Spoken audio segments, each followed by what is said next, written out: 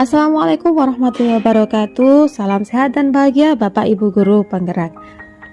Berjumpa lagi dengan saya Indri Susanti SPD, calon guru penggerak angkatan 10 kelas 181B Kabupaten Pasuruan. Video ini berisi tentang koneksi antar materi modul 2.1 pembelajaran berdiferensiasi. Lalu apa itu pembelajaran berdiferensiasi?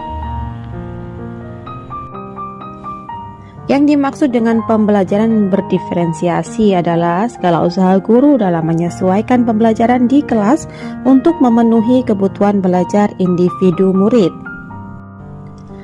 Hal ini berarti pembelajaran berdiferensiasi adalah pembelajaran dengan tujuan mendukung semua murid di kelas kita. Coba dengarkan penjelasan berikut ini. Setiap anak adalah unik dan memiliki kelebihan dan kekurangannya masing-masing. Murid di kelas kita juga memiliki beragam minat, kebiasaan, kecepatan belajar, pola pikir, kemampuan literasi, latar belakang, dan lain sebagainya yang berbeda antara satu anak dengan yang lainnya. Maka dari itu diperlukan usaha guru untuk memenuhi kebutuhan belajar murid yang berbeda-beda. Agar apa? Ya, agar tercipta suasana yang nyaman dan mendukung pembelajaran sehingga tujuan pembelajaran dapat tercapai dengan optimal. Lalu, bagaimana cara untuk melakukan pembelajaran berdiferensiasi di kelas? Agar dapat melakukan pembelajaran berdiferensiasi, ada beberapa hal yang harus dilakukan guru. Yang pertama yaitu memahami tujuan pembelajaran. Yang kedua, mengetahui dan merespon kebutuhan belajar murid. Yang ketiga, menciptakan lingkungan belajar yang mengundang murid untuk mau belajar. Kemudian yang keempat yaitu melakukan manajemen kelas yang efektif. Dan yang kelima yaitu melakukan penilaian yang berkelanjutan. Berkaitan dengan kebutuhan belajar murid, guru harus memahami 3 aspek berikut ini. Yang pertama adalah kesiapan belajar murid atau readiness, yang kedua minat murid, yang ketiga profil belajar murid. Mari kita bahas satu persatu 3 aspek tadi ya. Yang pertama adalah kesiapan belajar murid atau readiness. Dalam kesiapan belajar murid ini mengharuskan guru untuk menilai pengetahuan awal yang dimiliki murid dan menentukan apa yang telah murid ketahui dan di mana murid berada. Dan yang kedua adalah minat murid. Minat setiap anak pasti berbeda-beda, bukan? Minat adalah salah satu motivator penting bagi murid untuk terlibat aktif dalam proses pembelajaran. Dan aspek yang ketiga yaitu profil belajar murid. Profil belajar murid ini berkaitan dengan lingkungan belajar, budaya, di mana murid itu berada, gaya belajar, kecerdasan atau kecepatan dalam belajar, kemudian karakter murid antara yang satu dengan yang lainnya yang tentunya berbeda-beda ya, antara satu murid dengan yang lainnya. Kemudian bagaimana cara seorang guru mengidentifikasi kebutuhan belajar murid? Berikut ini ada beberapa hal yang bisa dilakukan seorang guru untuk mengidentifikasi kebutuhan belajar murid.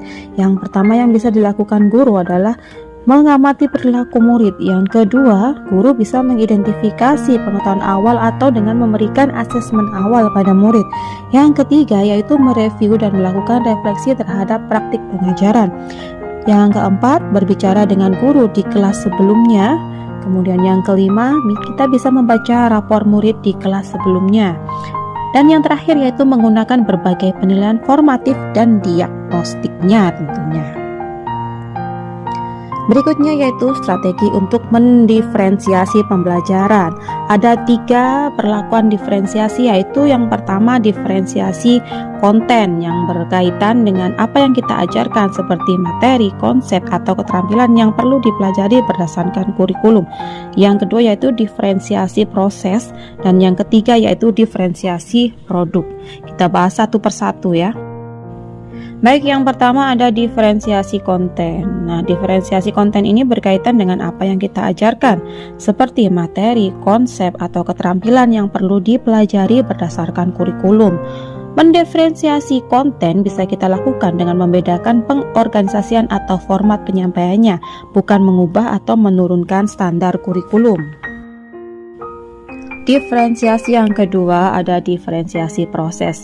Diferensiasi proses yang diberikan berkaitan dengan kegiatan yang memungkinkan murid berlatih dan memahami atau memaknai konten dengan cara membedakan proses yang harus dijalani oleh murid. Dan yang ketiga di sini ada diferensiasi produk.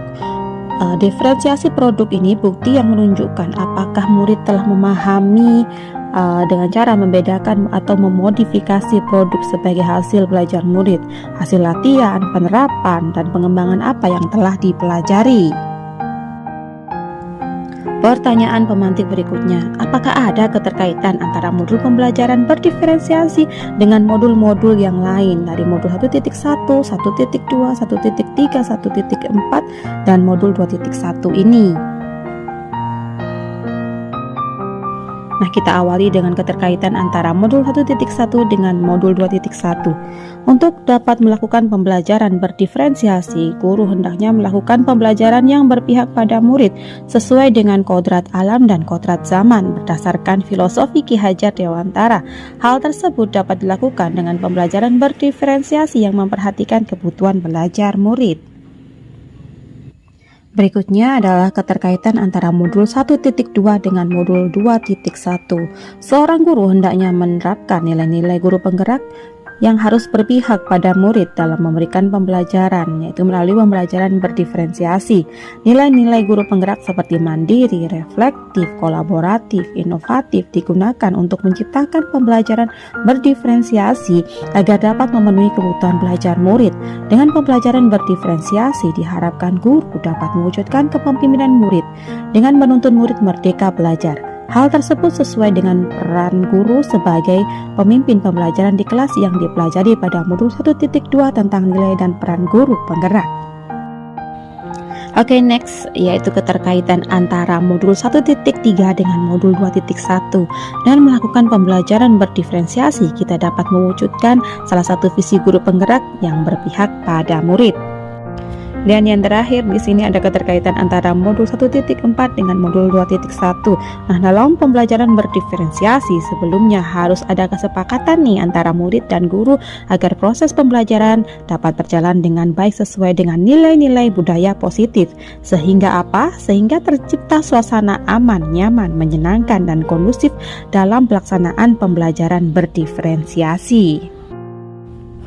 Demikianlah pemaparan saya tentang koneksi antar materi antara modul 1.1, 1.2, 1.3, 1.4 dengan modul 2.1 tentang diferensiasi pembelajaran. Semoga bermanfaat. Salam guru penggerak, tergerak, bergerak, dan menggerakkan. Wassalamualaikum warahmatullahi wabarakatuh.